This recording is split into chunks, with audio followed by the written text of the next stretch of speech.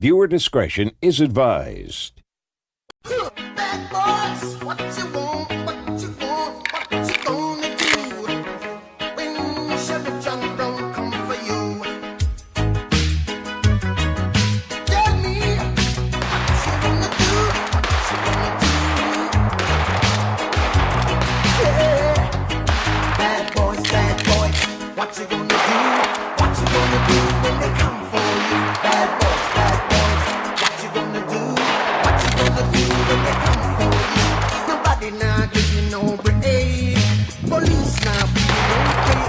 Don't say the man now give you no break. That people in your eyes now give you no break. Hey, hey, bad boys, what you gonna do? Or what you gonna do when they come for you? Bad boys, what you gonna do? Or what you gonna do when they come for you? Espo is filmed on location with the men and women of LARP enforcement. All targets are guilty until proven innocent in a court of law.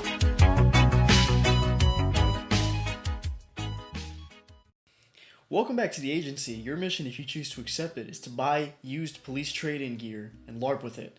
The viewers can have a little bit of propaganda as a treat. We're going over my Remington 870 Police Magnum today. I'm really happy with this shotgun. This is kind of like the dream shotgun for me. I'm not like a huge shotgun guy, but I did want to get into the shotgun world, and I had a very specific kind of build in mind. I really wanted like a 90s, law enforcement SWAT type of shotgun.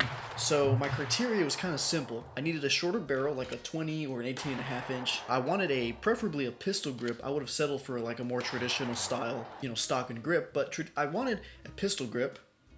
It had to have like some kind of side saddle on it just to keep some ammunition on the gun. And I wanted I wanted some light on the gun as well, preferably with an integrated light into the pump. And of course, sling points as well to be able to sling the weapon up. So that was kind of my criteria for the gun. So with that being said, this is what I ended up finding. I was checking around on Gunbroker one day. I saw this Remington 870 Police Magnum for sale for $325. And I bid on it, and I was the only guy for a while, and I ended up winning because I was the only guy who bid on it. So with that being said, this shotgun is essentially exactly what I was looking for. It's got we'll just kind of walk through the build from the back to the front. It's got a choked fixed stock with a pistol grip. It's got a Tacstar side saddle. I think it's Tacstar, right? Let me check. Yeah, I'm right. Tacstar side saddle that holds 6 shells. And this is kind of my favorite part of the build, which is the Surefire pump. It's actually labeled LPC for Laser Products Corporation because that's what Surefire was called before it was actually Surefire.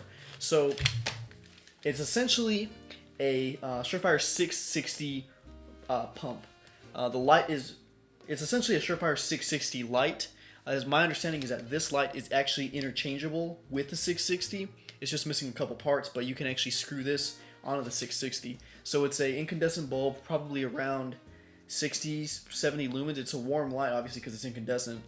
And it's, it's old school, that's for sure. It's not fantastic, but it's fine for inside of a house. The part that really sucks, though, is right now, it's broken. It doesn't function. So when I bought this gun, it was working just fine. I was able to activate it. There's a large momentary pad here on the side. Press on any portion of it, and the light is supposed to activate, momentary only. And when I got the shotgun and shot it the first few times, it was fine. While I was filming the video, I'll drop some footage of it. It went out, and we went to go get a shot of what the light looked like, and I was pressing it, and as you can see, there's nothing happening anywhere along the pad.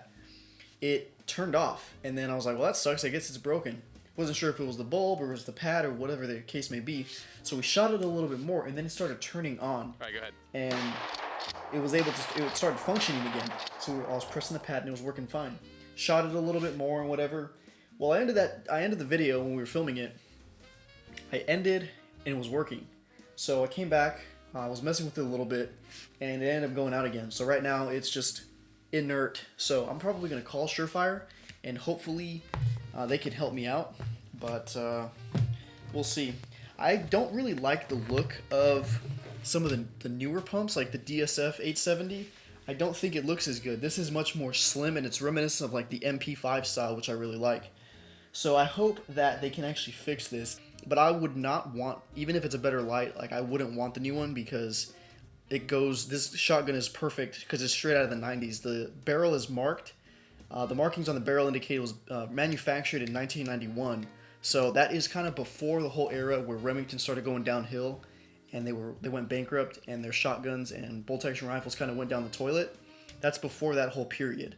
So this is actually a pretty good shotgun. Jumping into what the whole police magnum thing is all about is supposed to be like a little bit more rugged and a little more built for hard use. So simple things like it's got a stronger spring inside the magazine tube.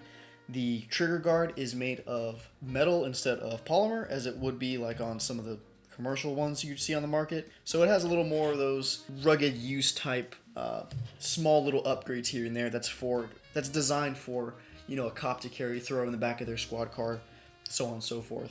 It's an 18.5-inch barrel, so that's as short as you can go without getting into SBS territory with the NFA. I did see a couple shotguns while I was searching that had that Surefire stock, which if you don't know what that is, it's basically shell storage within the stock that it's like stored internally, and you can pull the shells out and feed the shotgun that way. Some people use those in addition with a side saddle to keep as much ammo in the shotgun as they can at all times. If this didn't have a side saddle, I probably would have went with like a shotgun card, because that kind of seems like to be the cool guy thing to do now, is to have that Velcro on and you just kind of slap the shotgun cards on. But that's pretty much it. That's the build. This barrel is a cylinder choke, for those of you wondering, so you can shoot slugs and everything just fine. Kind of a little bit of a debate online whether you can shoot slugs out of something like a full choke or not. I've seen people do it. I don't know if it's like the right thing to do or whatever. I'm not a shotgun guy per se. There's people that are into guns, and then there's shotgun people, and they kind of are like separate, it seems like.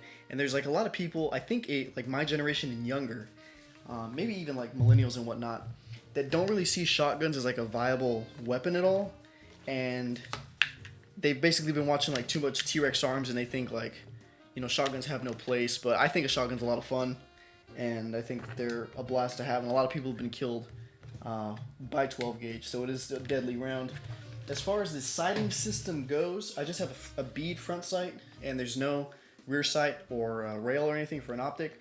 You can always get that done later by a gunsmith. It's not a big deal to me because it's a shotgun. It doesn't need to be... I'm not saying, like some people say, you don't even need to aim a shotgun. That's not true. You can... The spread on it is a lot smaller than most people think it is, or that most people have been trained by like media and video games to think. So you do still have to aim with a shotgun, but with that being said, it's not like a surgical precision type gun where you need to have like a sight for it to function. Now, if you had no rear sight on your AR and just a front sight, yeah, that's a different story. But with a shotgun, that's not a problem at all. So it doesn't bother me, and I honestly wouldn't even trust a gunsmith, especially around here, to get it done. So I'm just going to keep it stock the way it is because, like I said, it's pretty much the ideal build for me, and I had to do no aftermarket upgrades. Outside of maybe having to repair this light, that's the only part that sucks, but once I get squared away, that's pretty much all that needs to be done. If you enjoyed this video, go ahead and drop a like. If you appreciated my thin blue LARP, please consider subscribing and ringing the bell. Some of you were asking in the comments for shotguns. There's one guy in particular I'm thinking of. He's like, can we have some other content? Can we have shotguns? Can we have battle rifles, etc., etc.? Your voice has been heard. I am dropping the content for you now. Please enjoy. Feast upon my shotgun video. Thank you for watching. Hey boy, you got an intruder in your house. All you got to do is rack that shotgun and you can send them running.